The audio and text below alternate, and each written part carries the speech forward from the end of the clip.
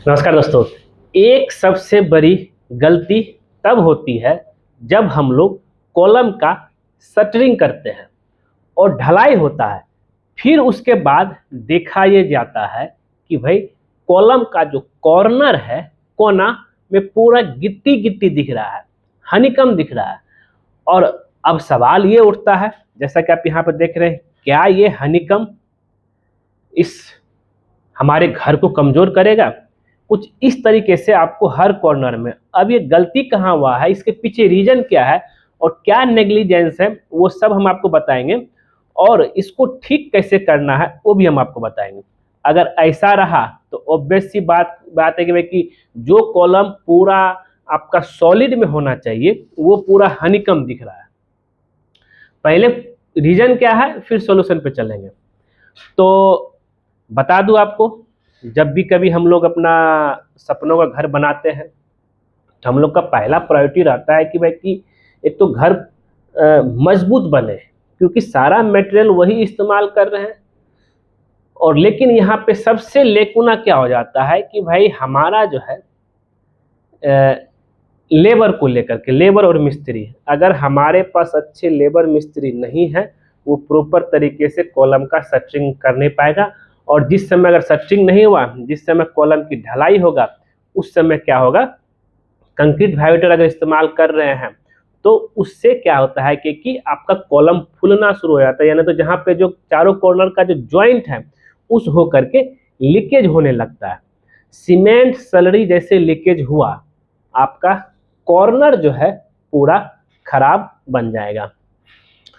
तो इसका हम प्रोसेस पूरा बताएंगे कि भाई जैसे कि आप यहाँ पर देख रहे हैं कि यहाँ जो ढलाई हुआ, ढलाई के बाद एकदम प्रॉपर तरीके से जो है कॉलम निकल के आया है सामने। और यहाँ तो बोरा को लगा करके जो तराई किया जा रहा है, लेकिन पूरा एकदम सॉलिड बना है। लेकिन हमने जब भी आपको दिखाया था वो पूरा जो है हनीकम हनीकम दिख रहा है। मतलब बीच में ठीक बना है लेकिन कॉर्नर नहीं बन पाया। उसके पीछे क्या रीजन है, तो एक करके यहाँ पे हम कवर करते हैं कि भाई इसके पीछे क्या रीजन है और आपको क्या गलतियां नहीं करना है।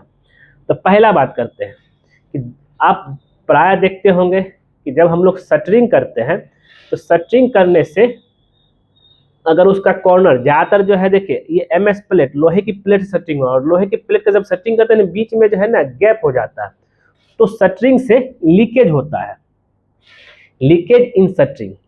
और अगर शटरिंग से लीकेज होगा, कंक्रीट वाइब्रेटर इस्तेमाल करेंगे, सारा जो है स्लरी निकल जाएगा, तो ऐसे ही रिजल्ट आएगा आपका। दूसरा है mistake in concrete vibrator usages. जब हम लोग, बहुत लोग क्या करता है, कंक्रीट वाइब्रेटर इस्तेमाल नहीं करता है, और करता भी है प्रॉपर तरीके से कंपैक्शन नहीं होता। अगर शटरिंग ही प्रॉपर नहीं हुआ, कंक्रीट वाइब्रेटर इस्तेमाल करेंगे तो सारा कंपैक्शन से, वाइब्रेशन से सारा सीमेंट स्लरी निकल जाएगा, तब ये आएगा।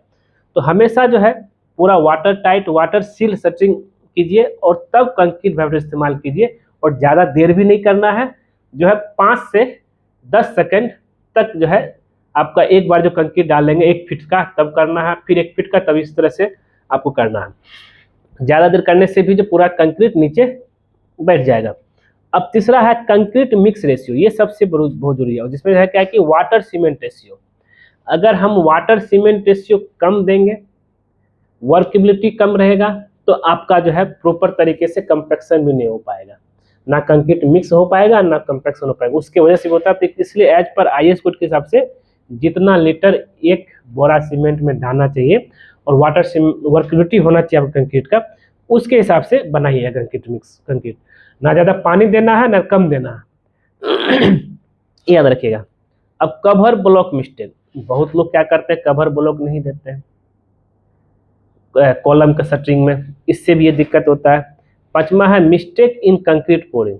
जिस समय हम लोग कंक्रीट डालते हैं, हम लोग ज़्यादातर केस में क्या करते हैं, एक ही साथ जो है 7 फीट 8 फीट हाइट ले लेते हैं, उसके वजह से भी होता है। अब इतना ऊपर से डालेंगे तो क्या होता है, कंक्रीट अगर एज पर आईएस कोड के हिसाब से 1.2 मीटर, मतलब 4 फीट से ज़्यादा हाइट से अगर डालते हैं तो कंक्रीट क्या होता है, सेग्रीगेट हो जाता है। मतलब ये हो गया कि आपका जो है गिट्टी अलग हो जाएगा, बालू और सीमेंट अलग हो जाएगा, तो ये इस तरह का समस्या आता है। तो ये हो गया प्रॉब्लम। तो अब इसका सॉल्यूशन, अब ये तो हो गया, क्या करें सॉल्यूशन?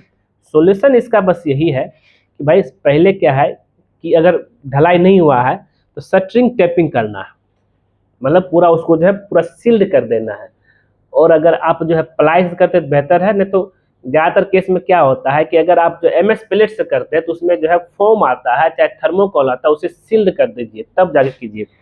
दूसरा है रिपेयरिंग करने का तरीका। रिपेयरिंग करने के लिए जो है कभी भी गलती से जो है सीमेंट चाहे बालू का पेस्ट बना करके, चाहे सीमेंट, उससे नहीं करना। एक होता है नॉन श्रिंक ग्राउट से करना है, जो कि केमिकल आता है डॉक्टर फिक्सिट का पीडिक्रिट GP2, उससे, इसके बारे में डिटेल पढ़ लीजिएगा, इससे आपको करना है।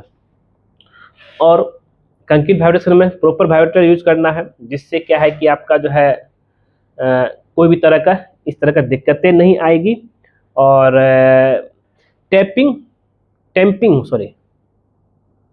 टेम्पिंग ऑन शटरिंग, जब ढलाई हो रहा है लकड़ी चाहे लोहे से उसको जो है शटरिंग को एक बार ऐसे चारों साइड से टेपिंग करना है, मारना है, जिससे क्या है कि प्रॉपर कंपैक्शन जहाँ जहाँ नहीं गया कंक्रीट वहाँ जा सके और कॉर्नर में पूरी तरीके से बैठ सके।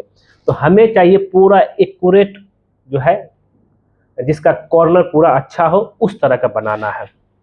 तो दोस्तों ये था आपका जो है प्रॉब्लम, और सॉल्यूशन को लेकर के जो है इस तरह का आपको ध्यान में लेकर चलना है, नहीं तो जो है आपका एक छोटी सी मिस्टेक के वजह से ही जो है घर कमज़ोर होता है, और ऐसा आपको नहीं करना है।